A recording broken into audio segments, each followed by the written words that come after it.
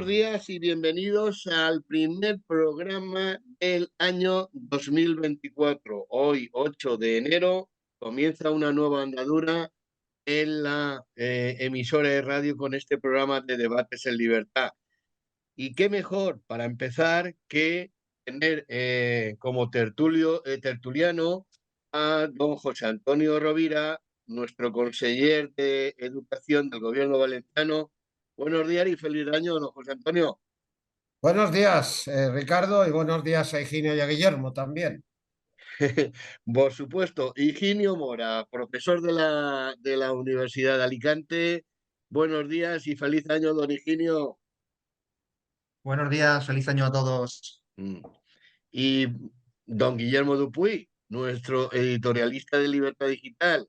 Buenos días, feliz año, don Guillermo. Feliz año a todos y buenos días. Bueno, vamos a ver qué tal se comporta el 2024. Yo lo que sí que deseo ante todo es que sea un año de salud para todos, sobre todo. Bueno, hay muchos temas, sobre todo hay dos temas a nivel nacional que después entraremos y teniendo la ocasión de tener a la consellera en su terreno, ¿no? Pero vamos a hablar en primera instancia, y sobre todo porque don Guillermo, que es el editorialista del periódico de Libertad Digital, hizo una editorial acerca, y voy a dar el titular de la editorial para que don Guillermo desarrolle después el tema que vamos a tratar, sobre el tema de la amnistía y demás. La inobservancia de la ley no se solventa con amnistías ni con más leyes. A ver, don Guillermo, para el público en general, ¿qué quiso decir con ello y con todo esto? Bueno, es que este martes se presentó el proyecto de amnistía y tanto el Partido Popular como Vox plantearon dos encomiables una enmienda a la totalidad de ambas, pero que quisieron incluir leyes nuevas que, en lugar de hacernos centrar la atención pública en la cuestión en la que estamos y la gente está muy enfadada, que es el tema de la amnistía, introdujo nuevas leyes, pues en el caso de Vox, quiere hacer un proyecto de ley para poder disolver toda persona jurídica, incluidos los partidos políticos, que promuevan ilegalmente la, la independencia en una comunidad autónoma. Esta es una medida muy a la par de la que presentó hace tiempo Vox. Y luego Vox, por su parte, también desorientó el tema para establecer una nueva ley por la cual sea eh, eh, penalmente perseguible a las personas que negocien o establezcan colaboración, o sea, que negocien con prófugos de la justicia. Una cosa muy específica en referencia a lo que ha ocurrido con Puigdemont. Nosotros editorialmente no tenemos nada que objetar a esas leyes, lo único es que tiene dos consecuencias de las que cabe advertir. La primera, que desorientó, como así ocurrió, el tema de debate en la opinión pública sobre la amnistía para llevarlo a estos dos temas. Y luego tiene dos efectos negativos, que es dar la impresión de que el problema de que los nacionalistas hayan planteado jaque nuestro Estado de Derecho haya sido por falta de leyes. No, no, no. Si en España se plantearon no uno, sino dos referéndums de independencia, no fue por falta de leyes, sino por renuencia o indolencia de los gobiernos a la hora de hacerlas cumplir. Y lo mismo ocurre ahora con Sánchez. En el caso de Sánchez ya no es que es indolencia o falta de no ganas de complicarse la vida, no, es que está en una actitud de complicidad porque lo toma como moneda de cambio para recibir el apoyo y poderse convertir, a pesar de haber perdido las elecciones, poderse seguir como presidente, ¿no? Es decir, a mí me parece muy bien que se negocie con un prófugo de la justicia, se sienta en un banquillo, pero es que ya hay un artículo, ya no recuerdo ahora mismo, creo que es el 400 del Código Penal, que dice que incurrirá en delito toda autoridad pública que, faltando al deber de su cargo, no detenga, no persiga los delitos o detenga a los autores del mismo.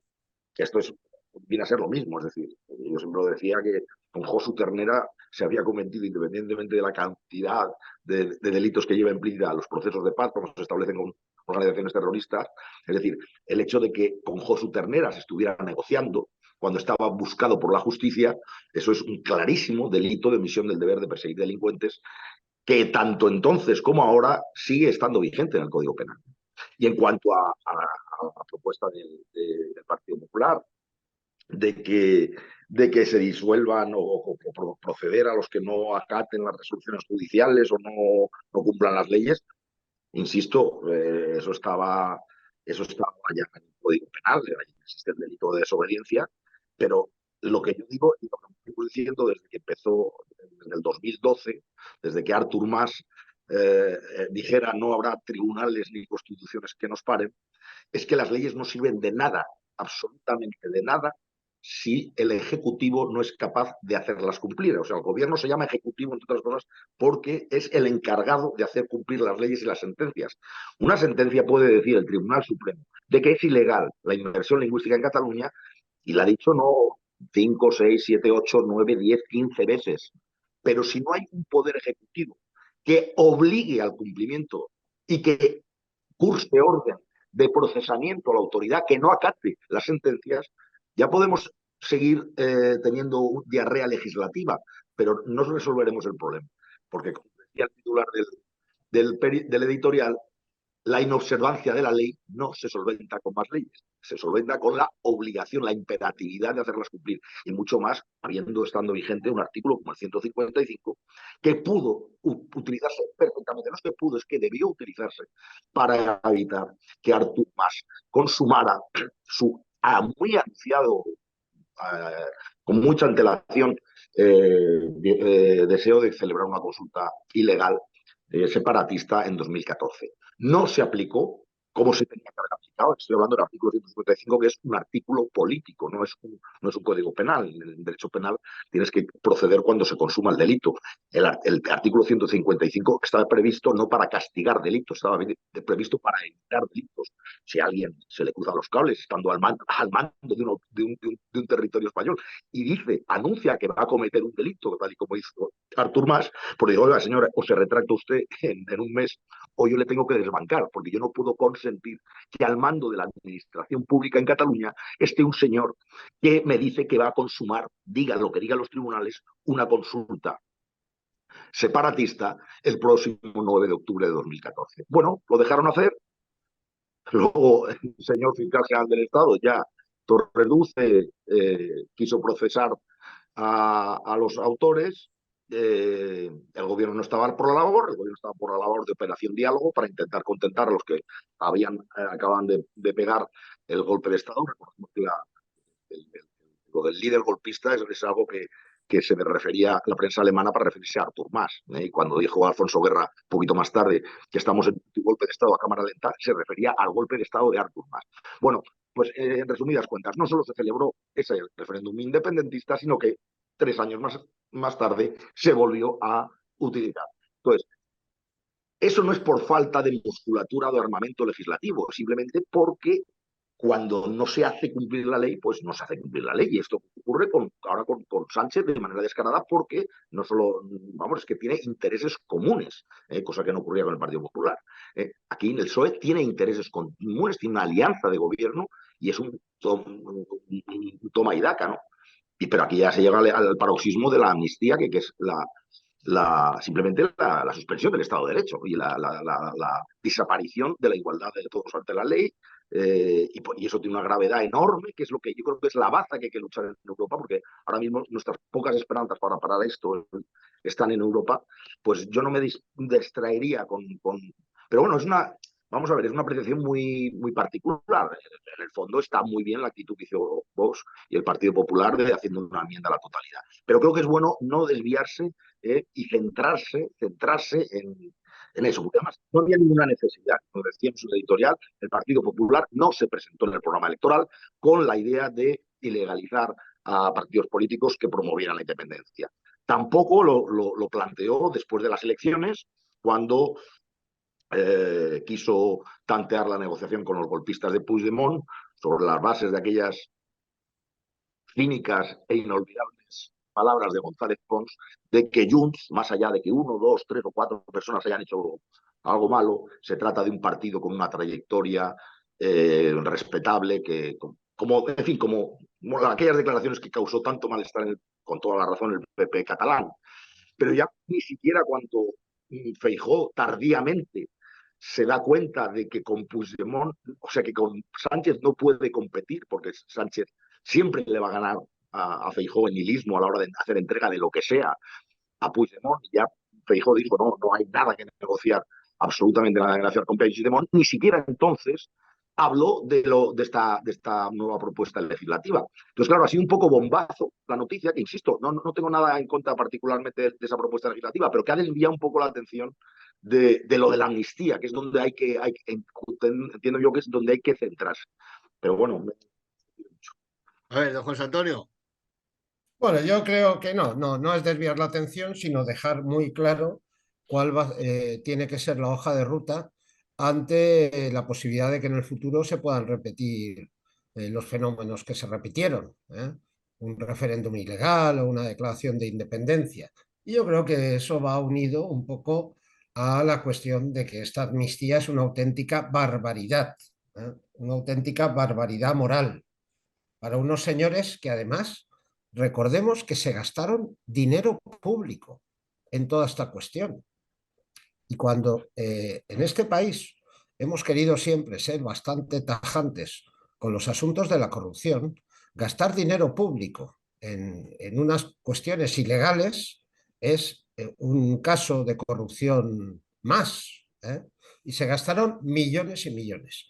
Pero bueno, tenemos a un presidente del gobierno, Pedro Sánchez, que no tiene ningún tipo de limitación.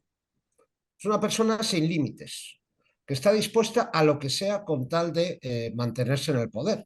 Y esa es la realidad que tenemos en este país. Por eso yo creo que el Partido Popular, aparte de presentar las propuestas para que no se apruebe una amnistía, ha querido dejar claro una serie de cuestiones que se pretende también aprobar, aunque va a ser por el juego parlamentario, va a ser muy difícil que eso llegue a aprobarse. Don Higinio. Gracias, Ricardo. Bueno, en primer lugar quería decir que es un honor para mí compartir tertulia con el conseller de Educación de la Comunidad Valenciana. Muchas Dicho gracias. esto, pues, dicho esto, voy al tema. Vamos a ver si efectivamente el Partido Popular ha propuesto unas medidas a las que votó en contra en, en- en propuestas similares en el Parlamento.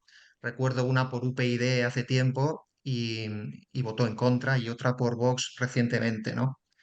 Pero creo, y en esto estoy de acuerdo con lo que ha dicho Guillermo, que toda esta estructura legal que podríamos montar para tratar de proteger al Estado, al gobierno a España, ¿no? De una situación como esta, creo que se tornaría inútil con un gobierno como este.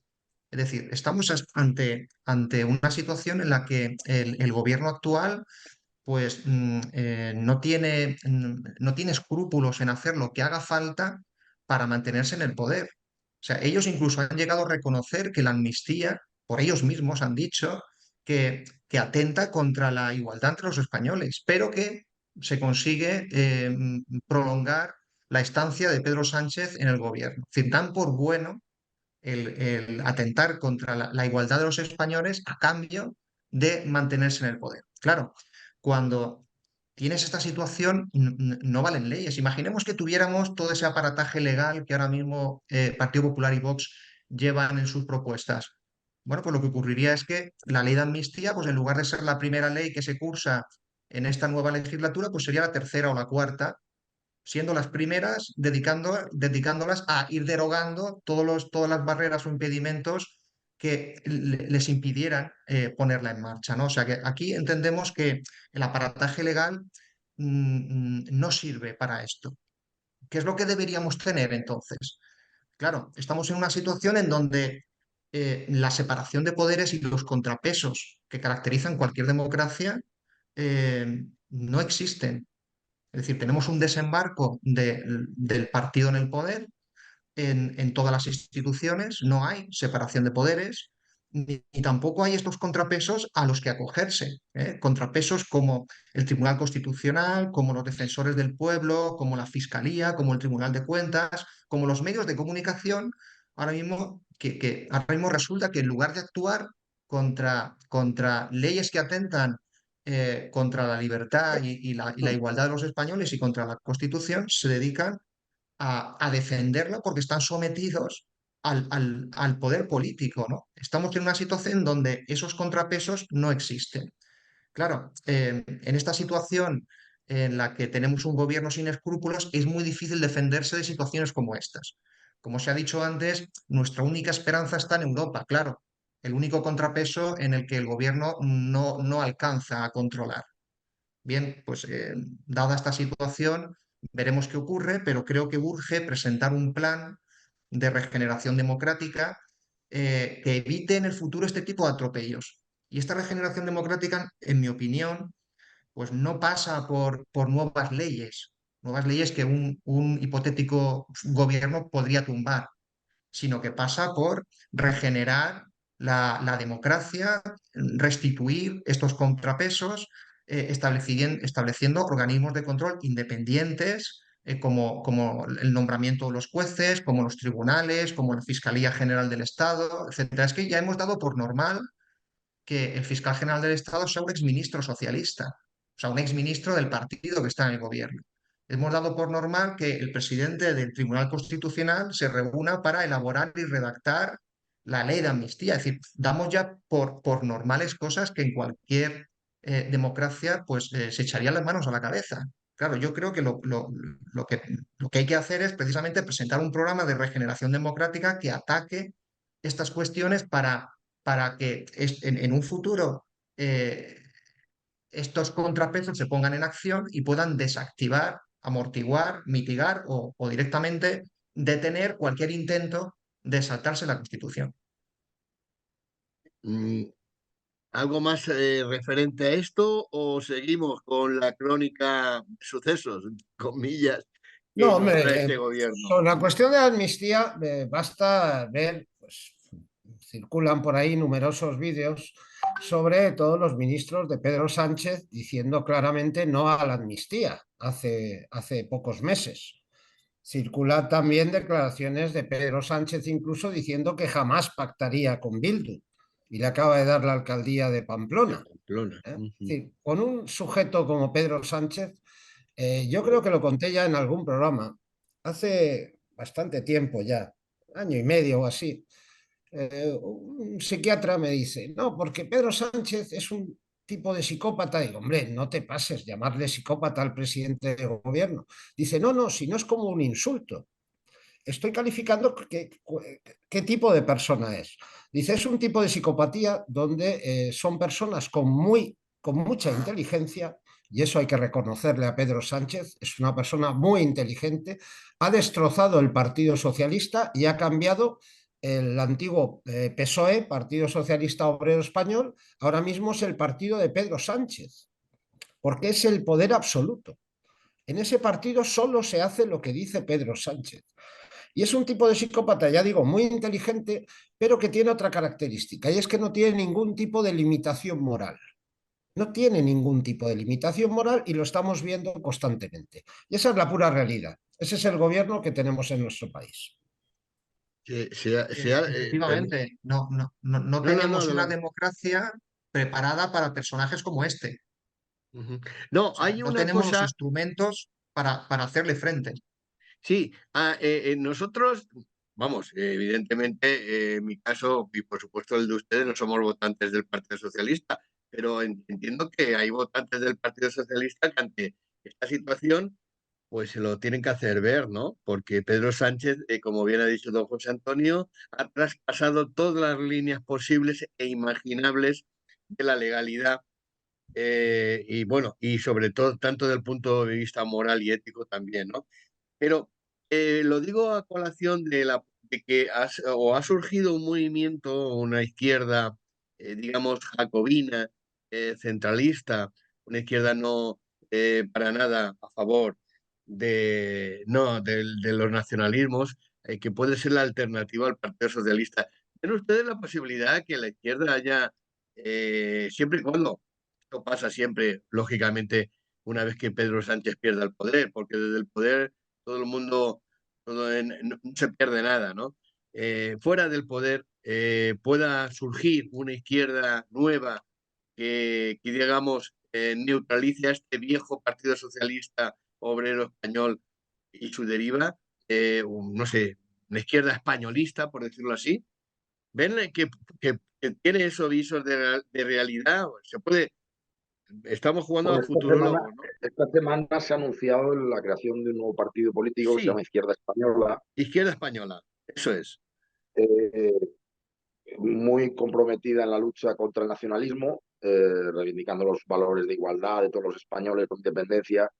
Vamos a ver, sí que es cierto que en España hay algo atípico, es decir, hay una orfandad y un sector político huérfano, porque España es el único país de Europa en eh, donde la izquierda ha estrechado lazos de manera íntima con formaciones que quieren la ruptura de la unidad nacional. Es decir, por muy escorada la izquierda que estuviera, por ejemplo, la extrema izquierda de Syriza en Grecia, pero no estaba con movimientos partidarios de referéndums de independencia en distintas partes de Grecia, ¿no? O sea, es que tenemos un gobierno muy atípico. No solo es el único gobierno que está aliado con formaciones que aún se reconocen como comunistas, es que además está con formaciones que quieren la ruptura de la unidad nacional. Es que son ni Chávez, es decir, son ni Maduro. Entonces, sí que es verdad que habrá mucha gente que legítimamente se considere socialista, incluso comunista. De hecho, hay algunos ex líderes de Izquierda Unida metidos en esta aventura, ¿no? Y muchos socialdemócratas y mucha que digo, oye, yo soy de izquierdas, pero no tengo por qué comulgar con el señor Puigdemont, que de todas formas me parece un señor de extrema derecha. ¿Eh? O no tengo por qué pactar con Esquerra Republicana porque ellos quieren la ruptura de la unidad nacional y yo quiero la igualdad de todos los españoles ante la ley y considero que el derecho de decisión corresponde a todos los españoles.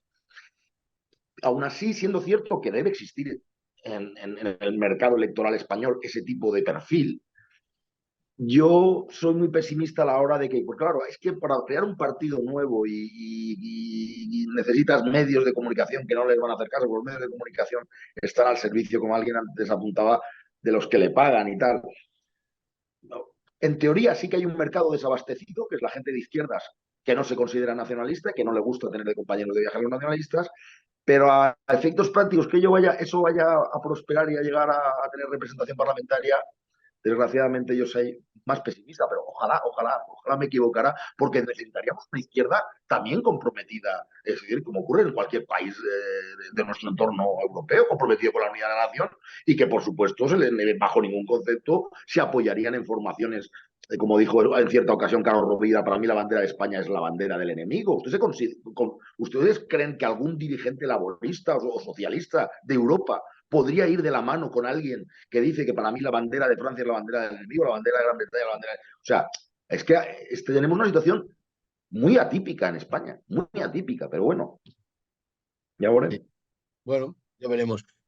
Hay otro tema, y aquí ya me meto con la señora Yolanda Díaz, la ministra del Paro, no del Trabajo, donde maquilla las cifras una vez más, porque vamos ya 12 meses que se le ha pedido por parte de en todas las comparecencias de prensa, que diera el número de fijos discontinuos, y la verdad es que no he sabido hacerlo. Parece ser, y según datos del periódico nuestro de Libertad Digital, que en España actualmente, datos serios y rigurosos, hay un paro que oscila entre 4,4 millones de personas. Claro, de eso Yolanda Díaz ni por asomo lo va a asumir. Otra más de este gobierno. ¿Qué les parece que todo este maquillaje? Porque yo creo que están en la propaganda más que en la gestión, pero del minuto uno. ¿Qué les parece, don José Antonio, por ejemplo? Hombre, os puedo decir que el último, aparte del maquillaje los indefinidos estos temporales, Fijos discontinuos, hijos Hijos discontinuos. discontinuos, que no me salía discontinuos. el nombre. Ahora, Yolanda Díaz se ha inventado otra historia, otra historieta que además Higinio la sabe. A partir de ahora, a partir de ahora, fijaos la auténtica barbaridad. Todos los becarios que hagan prácticas, incluso los que hagan prácticas de formación profesional, hay que darlos de alta en la seguridad social como trabajadores activos y no cobran, pero van a estar de alta en la seguridad social. Pero fijaros, curiosamente, el Ministerio subvenciona el 95% del gasto de la seguridad social. El 95%. Y en el caso de la FP, incluso el Ministerio de Educación ha dicho que va a poner el 5% más. O sea, los damos de alta, digamos, subvencionando el coste de la seguridad social para que la señora Yolanda Díaz, que vive en el país de las flores, pues pueda salir diciendo que este año el número de afiliados ha crecido en X cientos de miles o de millones. Y esa va a ser la realidad. O sea, los damos de alta y subvencionados. Tuvimos hace escasamente un mes una reunión en el Ministerio y todos los consejeros de educación y universidades le criticamos que este sistema era una auténtica barbaridad porque además tiene montones de agujeros que no están resueltos, como así reconoció en esa reunión el propio director general de la Tesorería de la Seguridad Social. Por ejemplo, ¿qué va a pasar cuando pues, una chica haciendo esas prácticas quede embarazada y a lo mejor tiene que suspender? ¿La vamos a seguir manteniendo de alta? Si deja de hacer las prácticas, está embarazada, ¿qué haremos entonces? Todas esas son cuestiones que el Ministerio tiene aún sin resolver. Ahora lo que han hecho es que, bueno, el alta se hace trimestral y entonces han dejado que sea hasta marzo para dar las primeras altas. Pero claro, ya no es solo el coste, que al final es un 5% el que tiene que asumir todas las universidades valencianas, por ejemplo, todas las universidades de España, sino que esto, por ejemplo, ha hecho que muchos empresarios que hasta ahora ofertaban prácticas en sus empresas, sobre todo España es un país, la gran empresa no tiene gran problema, pero es un país de pequeñas y medianas empresas. Y a un empresario eso de tener que dar de alta al trabajador, o sea, perdón, no al trabajador, perdón, me he equivocado, a un chico que le mandan a hacer prácticas de formación profesional, pues eso al empresario le asusta, aunque le digan que está subvencionado al 95%, que si tuviera algún coste para él sería ínfimo, pero eso le asusta, le asusta. Y hay ya muchos empresarios que están retirándose de esas, digamos, de tener alumnos en prácticas en sus empresas. Cuando tenemos un agujero en España, que es la formación profesional, y los datos están ahí, España seguimos siendo un país de titulitis, tenemos quizá un exceso en algunas áreas de estudiantes universitarios y tenemos un déficit en cierta formación de trabajadores, básicamente con la formación profesional. Tenemos una ley que se aprobó en el 2022 que no se ha desarrollado, pero una ley que tiende a que la formación profesional, tanto la reglada como la ocupacional, digamos, actúen conjuntamente, pues ahora le metemos un bombazo a ese esfuerzo inicial que se estaba haciendo para que doña Yolanda Díaz salga diciendo que ha subido la afiliación a la Seguridad Social. O sea, los damos de alta y los subvencionamos. ¿Todo para qué? Para vendernos la cabra que nos están vendiendo todos los días. Todas las comunidades del Partido Popular le exigimos al Ministerio la no aplicación de esta cuestión, pero lógicamente, a pesar de que somos la mayoría de comunidades, no nos hicieron en absoluto ningún caso. Don Ingenio. Gracias. Pues efectivamente, pero es que yo creo que este gobierno está pensando precisamente en eso, en crear mensajes con los que construir su propaganda. Y lo estamos viendo con los datos de empleo cuando salen anunciando que estamos en cifras récord, pero se olvidan de comentar que en cuanto a número de horas trabajadas, pues estamos en mínimos o estamos bajando y que se está hundiendo la productividad del mercado laboral. Es decir, estos fijos discontinuos, pues obviamente no trabajan a jornada completa, no trabajan todo el año y el número de horas trabajadas real de la economía española pues está reduciéndose, como así lo demuestra el PIB, el dato del PIB, que no sigue una línea acorde a este crecimiento, a este supuesto crecimiento del empleo. Y lo mismo pasa con lo que ha comentado José Antonio respecto de las prácticas. El hecho de apuntar a los estudiantes en formación, que hay que decir que son estudiantes que acuden a una empresa a complementar su formación y que se les vaya a dar de alta en seguridad social, pues lo único que consigue es apuntarse la medalla de incrementar los números en cuanto a número de afiliación, pero no vas a aumentar los ingresos y porque está subvencionado, como ha dicho José Antonio, en su mayor parte por el gobierno, y sin embargo sí que vas a generar efectos negativos. Vas a generar incertidumbre, incertidumbre en las empresas, incertidumbre en quién se hace cargo de ese 5% que no financia el gobierno, y además hay que tener en cuenta todo el incremento de burocracia y de coste de gestión que conlleva el poner en marcha todo esto. Tenemos miles, decenas de miles de estudiantes que entre sus asignaturas está el hacer prácticas en empresa. Pues ya tenemos, ya cuesta a veces encontrar empresas que acepten estos estudiantes a formarse en sus equipos, como para que ahora tengamos que añadir una nueva capa de burocracia adicional y de gastos de gestión, de costes de gestión, para llevar a cabo un dato cuyo único objetivo es maquillar unas cifras. En fin, no tiene ni pies ni cabeza. Bueno, Bueno, como muchas de las cosas que hace este sí, gobierno, esa es la realidad. Las universidades, bueno, yo sé que han transmitido sus quejas, sobre todo ya digo que el problema más que el coste es el coste de gestión, la organización de todo eso. Por un lado, y por otro lado, el que muchos pequeños empresarios, pues, yo hablaba hace unos días con mi secretario autonómico de empleo, porque yo también soy consejero de empleo, y me mm, trasladaba que muchos empresarios le estaban diciendo que, bueno, que no tenían claro el continuar con estudiantes en prácticas al y con final, formación ocupacional en práctica, porque les claro, da miedo que eso, pues tener a una persona que en una formación ocupacional, que es la que desarrolla aquí el Labora, pues que esté haciendo unas prácticas, pues pueda generar a la señora Yolanda Díaz salga mañana a decir que bueno, que esos señores ya tienen unos derechos en esa empresa y que a lo mejor los tienen que contratar a una parte, ¿no? Pues claro, con este gobierno puede pasar cualquier cosa. cualquier cosa. Claro, porque cuando se les da de alta, y ese dato lo desconozco, ¿en qué empresa se pone que van a estar esos estudiantes? ¿Cuál es la empresa pagadora? ¿La empresa en la que hacen las prácticas? Eso sí que crea un cierto vínculo, efectivamente.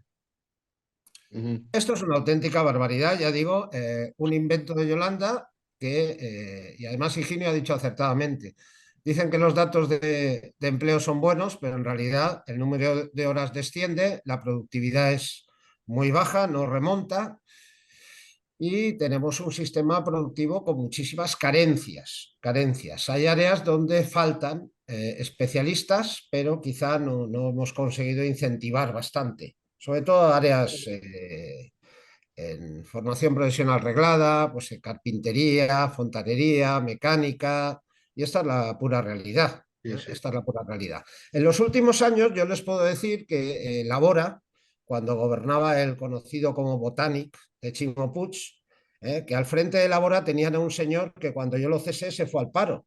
O sea, fijaros que el señor que dirigía todas las políticas de empleo de la comunidad no tenía, por lo visto, ni oficio ni beneficio. Claro. Yo lo cesé y al día siguiente se hizo una foto apuntándose al desempleo. Era un señor de compromiso. Pues bien, esas políticas han estado en los últimos años dirigidas a contratar, que lo habréis visto en muchos ayuntamientos, estos señores que iban con un mono de labora, pues ayudaban en la limpieza de jardines y demás. Pero claro, los índices de empleabilidad posterior de esos trabajadores que hacían esas prácticas allí eran mínimos, mínimos. Ujú. Cuando en cambio una pequeña parte de los recursos los dedicaron a esa formación ocupacional en empresas y la empleabilidad posterior, porque ellos mismos hicieron unas encuestas donde la empleabilidad posterior era como 3 veces muy superior a la que se conseguía con los ayuntamientos. Claro. ¿Ah? Pues ¿sabéis dónde gastaron el 90% del dinero? En los ayuntamientos. En los ayuntamientos. Y así han estado. Eso va a cambiar Qué totalmente. bueno. Eso va a cambiar totalmente.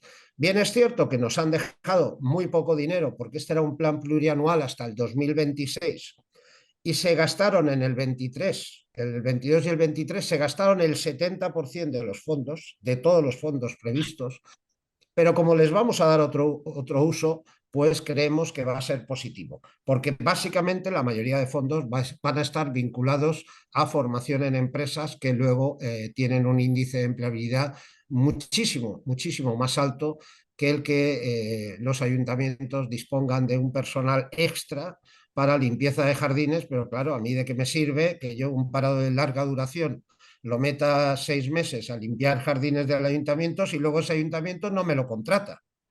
Claro. No me lo contrata.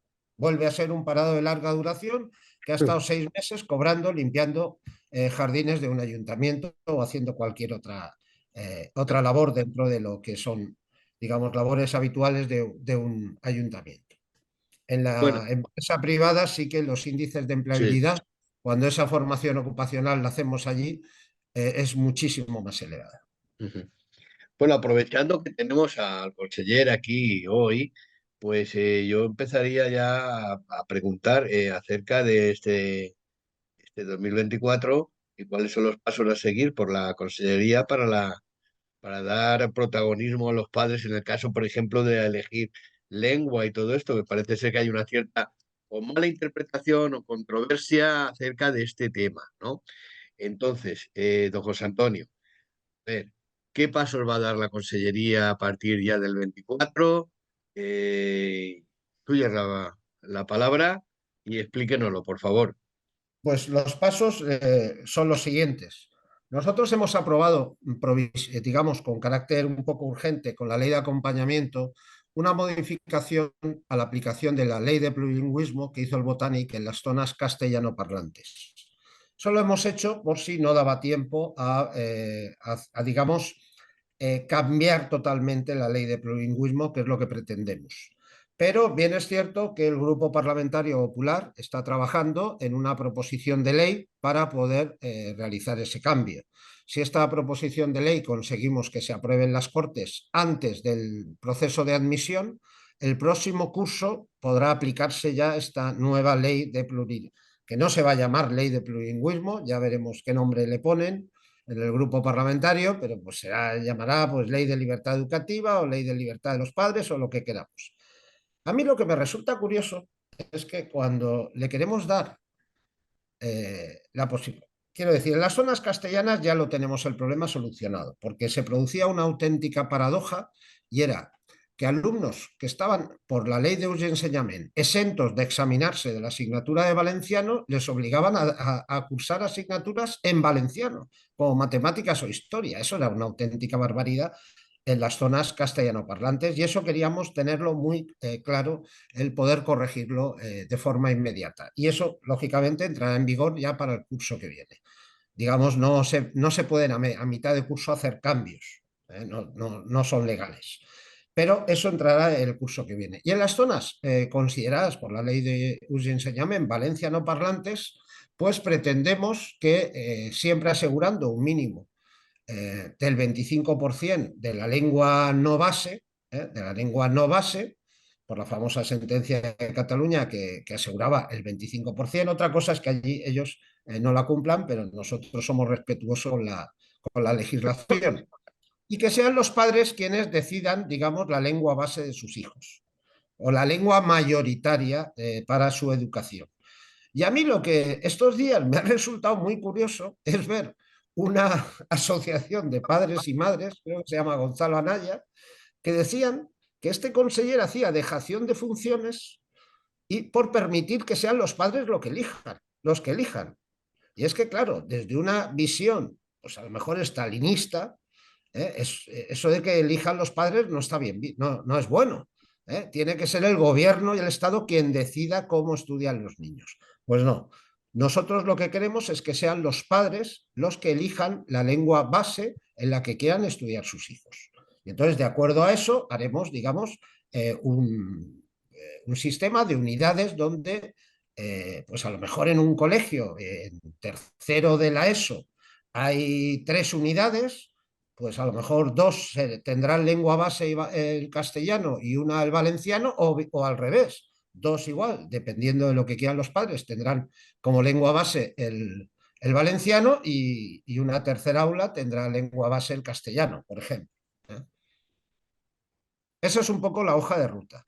Pero ya digo que ahora mismo en enero las Cortes no es periodo hábil de sesiones, pero queremos saber si el grupo parlamentario introduce a primeros de febrero esta modificación de la ley para que a través del mismo sistema que se utilizó para aprobar la ley de plurilingüismo, que es vía proposición parlamentaria, proposición de ley, pues poder aprobar la ley que sustituya a la actual ley de plurilingüismo antes del proceso de admisión, para que se pueda poner en marcha el próximo curso. Ese es el objetivo en el apartado de educación. Bueno, pues eso implica ni más ni menos que un flagrante incumplimiento de vuestras promesas electorales respecto a la libertad de elección lingüística. Mira, José Antonio, aquí lo bueno de los programas de radio es que están grabados y los programas electorales están publicados. Y aquí hubo un compromiso por parte tuya de que la única obligación, que evidentemente pedías tiempo y era razonable que se diera tiempo, pero la iniciativa era que, si bien se conservara la asignatura del valenciano, que todos los padres que quisieran tener la educación en castellano la pudieran tener. No el 25 o el 75%. Eso es la primera vez que tú haces mención. Eso no lo hiciste mención para nada en el último programa en el que tú asististe a este programa. Porque Y no todo estaría la parte, sentencia del valenciano. y todo Perdón, la parte, sentencia del mínimo del 25%. Hay una aparte, sentencia del Constitucional que dice es una claramente que cualquier sentencia comunidad de autónoma. referencia No, a Guillermo, Cataluña. es que yo soy respetuoso con una sentencia Eso del es Tribunal una Constitucional. sentencia en referencia a Cataluña. Sentencia, por cierto, José Antonio, que yo no he nacido ayer. Tenemos que saber con quién Sí. hablamos cada uno. Sentencia que la Esa sentencia, abogacía de la José Antonio, Generalitat esa entiende sentencia que es ya de estaba. aplicación en la Esa Comunidad sentencia Valenciana. Punto. del 25% ya estaba emitido cuando tú te presentaste a las elecciones Bien, y cuando tú viniste a este programa. Luego, indudablemente. Y era cuando a mí la pública, era pública. abogacía, Nunca se Guillermo, utilizó como excuso a la sentencia de referida a Cataluña del 25% para no cumplir tu compromiso de que, salvo la obligatoriedad de estudiar en valenciano, todo lo demás, la gente quisiera estudiar en castellano, lo pudiera estudiar. ya. Yo no me sorprende, escúchame, José No, no, Antonio, Guillermo, no, pero José déjame, Antonio, porque es que estás tergiversando bueno, las ya, cosas. ya, Sí, estás pero tergiversando. respeta los turnos. Si yo te escucho muy tranquilamente, hijo, cada uno tiene que respetar sus turnos.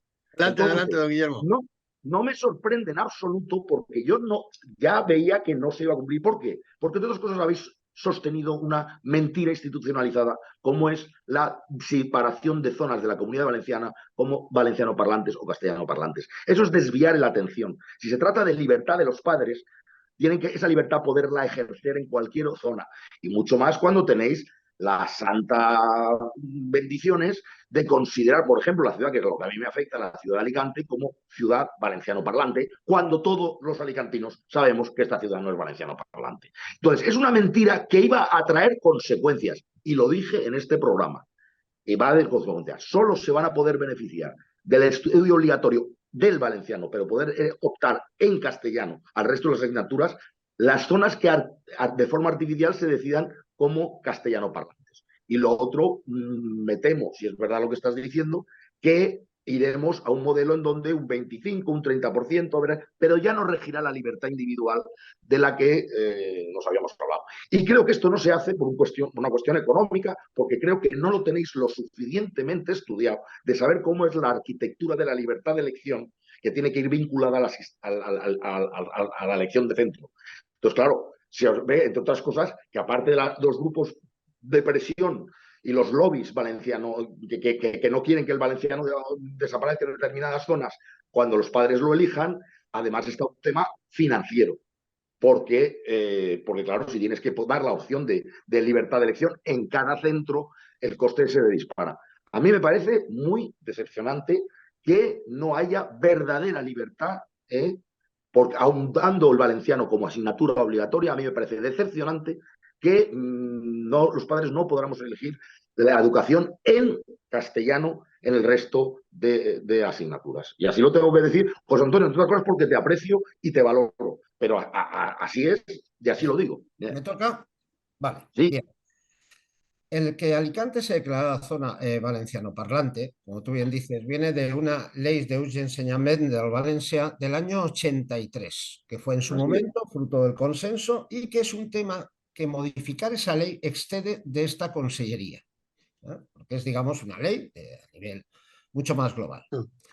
Bien, con lo cual no entremos en esta cuestión de si Alicante debe ser castellano parlante o valenciano parlante. Quiero decir, están las zonas delimitadas, se delimitaron con un estudio en el año 83 y a lo mejor sí que habría que plantear el realizar nuevos estudios para actualizar esa ley y seguir determinando qué zonas deben de ser consideradas mayoritariamente castellano parlantes y otras valenciano parlantes. Pero en cuanto a la cuestión esta, hombre, indudablemente, mi objetivo era, lógicamente, eh, permitir que la gente elija y pueda hacer todo en valenciano o todo en castellano, salvo siempre la asignatura de lengua castellana y lengua valenciana. Pero cuando a mí la propia abogacía de la Generalitat me dice que tenemos que acatar la sentencia del 25%, pues no tengo más remedio que diseñar el plan, porque somos una comunidad con lengua cooficial y que todas las comunidades con lengua cooficial tenemos que acatar esa sentencia. La única cosa que puedo hacer es establecer ese mínimo del 25% en la lengua no base, en la lengua no base, porque en aquellas zonas que elijan mayoritariamente, los padres elijan como lengua base el valenciano, tendrán el 25% en castellano, que al final ese 25% supone una, digamos, la asignatura de lengua castellana o lengua valenciana y otra más. Y además queremos que esa otra más no sea una de las asignaturas base, como por ejemplo matemáticas. Pero bueno, eso ya en la norma se regulará. Bien, ¿es una cuestión de coste el tema de ir a una doble línea? Pues hombre, la doble línea estuvo en su día, pero nosotros creemos que este sistema que pretendemos, que se pretende poner en marcha, pues es un sistema adecuado, porque el problema, Guillermo, es que uno puede querer hacer cosas, pero se encuentra con las realidades legislativas.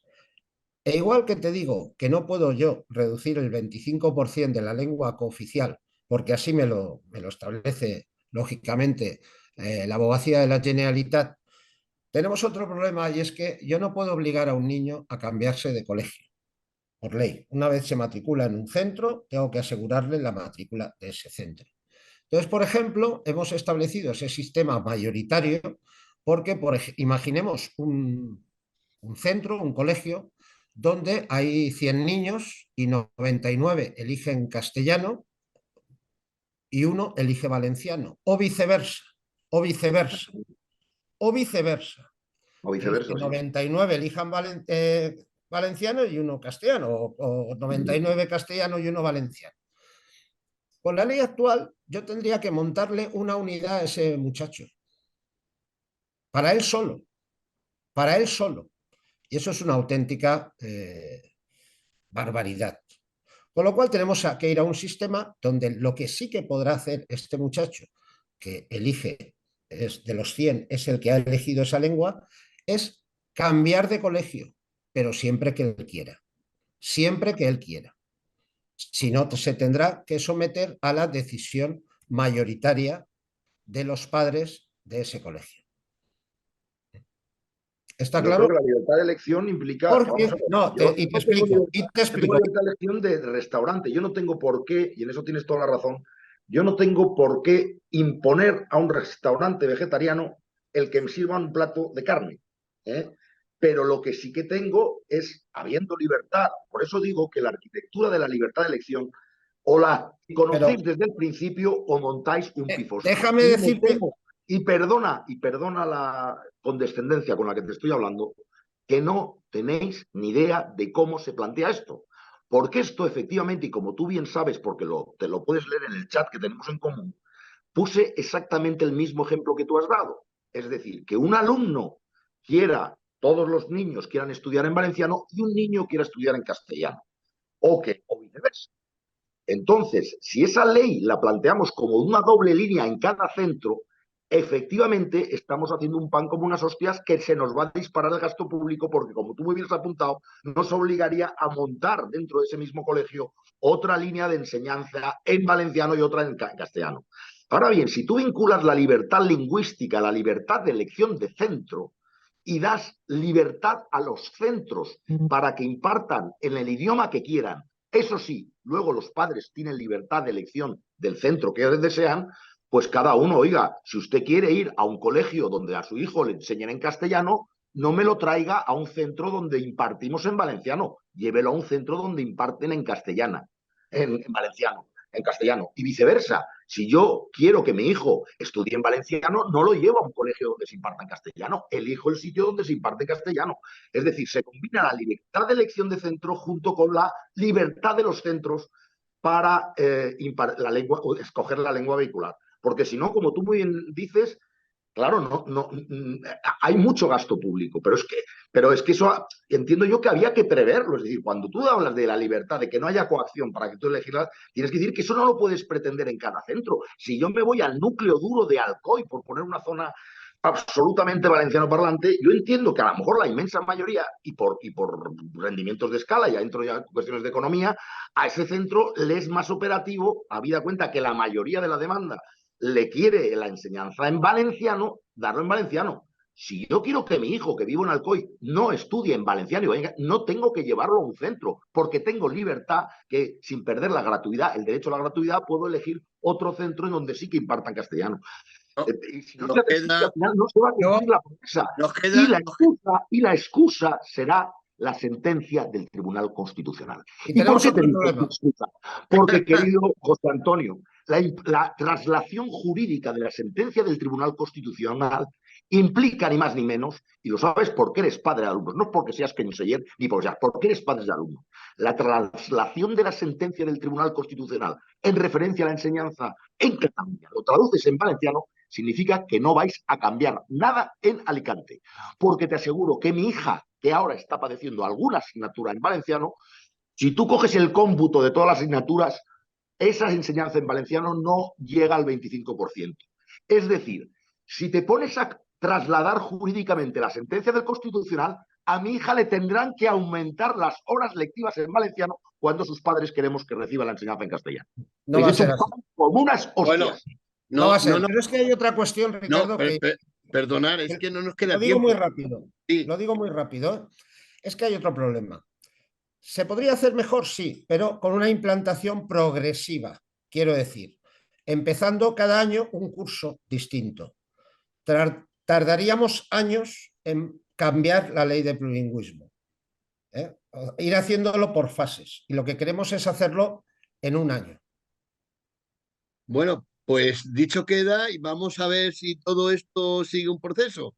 A ver, bueno, pues nada, no nos queda más tiempo más que despedirme. Gracias por estar ahí. Un fuerte abrazo y hasta el lunes que viene. Buenos días. Adiós.